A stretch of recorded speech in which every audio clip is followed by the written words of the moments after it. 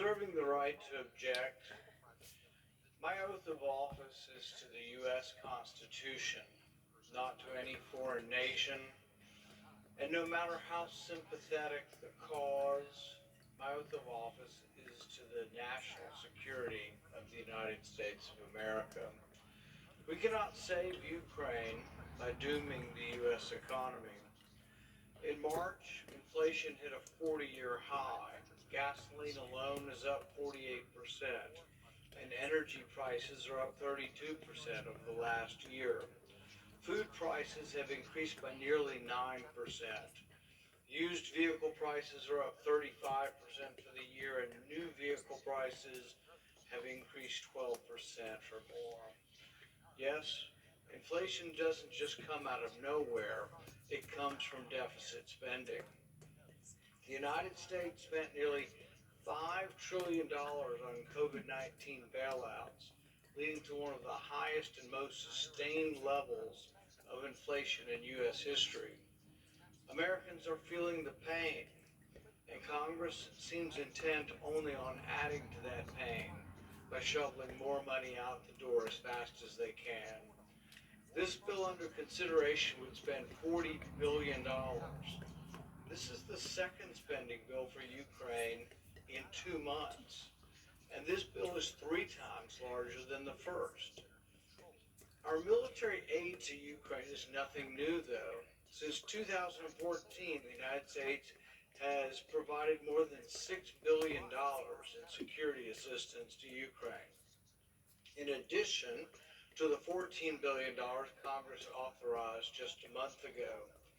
If this bill passes, the U.S. will have authorized roughly $60 billion in total spending for Ukraine. For those who say this is not enough, for those of you in this chamber who say that our military spending is never enough, let's put $60 billion into perspective. According to Elias Youssef, a security assistant at the Stimson Center, Kiev would become the largest yearly recipient of U.S. military aid of the past 2 decades. Except for the top 5 countries, $60 billion is more than every other country in the world spends on their entire military expenditures. If this gift of Ukraine passes, our total aid to Ukraine will almost equal the entire military budget of Russia.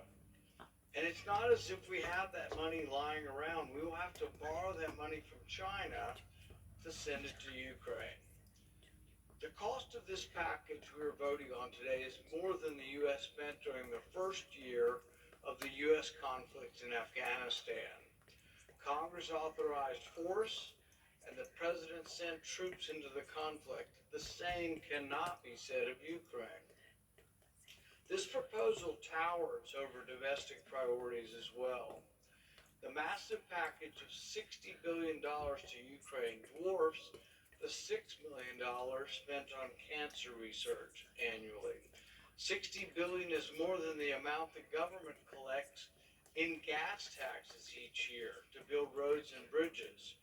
The $60 billion to Ukraine could fund substantial portions or entire large cabinet departments. The $60 billion nearly equals the entire State Department budget. The $60 billion exceeds the budget for the Department of Homeland Security and for the Department of Energy. And Congress just wants to keep on spending and spending. Our allies and partners have sent aid to Ukraine. Some of them even broke long-standing traditions by sending military assistance. Germany, Poland, the United Kingdom, and others are stepping up to defend Ukraine like never before. In other words, it's not all about us. It isn't that we always have to be the Uncle Sam, the policeman that saves the world, particularly when it's on borrowed money. Yet the United States accounted for nearly half of what's been spent so far. With a $30 trillion debt, America can't afford to be the world's policeman. The U.S. is trying to recover from the $1.6 trillion we spent on wars in the Middle East, not to mention the $5 trillion borrowed for COVID. we should not forget that the Soviet Union collapsed in large part not because it was defeated militarily, but because it ran out of money.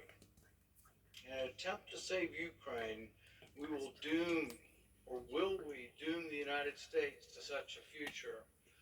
In the past 2 years, the U.S. has borrowed more money than at any time in our history. We are already experiencing the greatest rate of inflation in over 4 decades.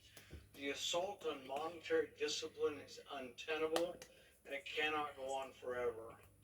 Unless we put an end to the fiscal insanity, a day of reckoning awaits us. Congress should evaluate the cost of continuing down this path. The biggest threat to the United States today is debt and inflation and the destruction of the dollar. We cannot save Ukraine by killing our economic strength. So I act to modify the bill to allow for a special inspector general. This would be the inspector general that's been overseeing the waste in Afghanistan and has done a great job. So therefore I ask the senator to modify his request so that the Senate proceeds to the immediate consideration of Calendar 368 HR 7691. Furthermore, that the Paul Amendment that has to be considered and agreed to, the bill as amended be considered read a third time, and the Senate vote on passage of the bill as amended with a 60 affirmative vote threshold for passage. If you enjoyed this video, hit like and subscribe.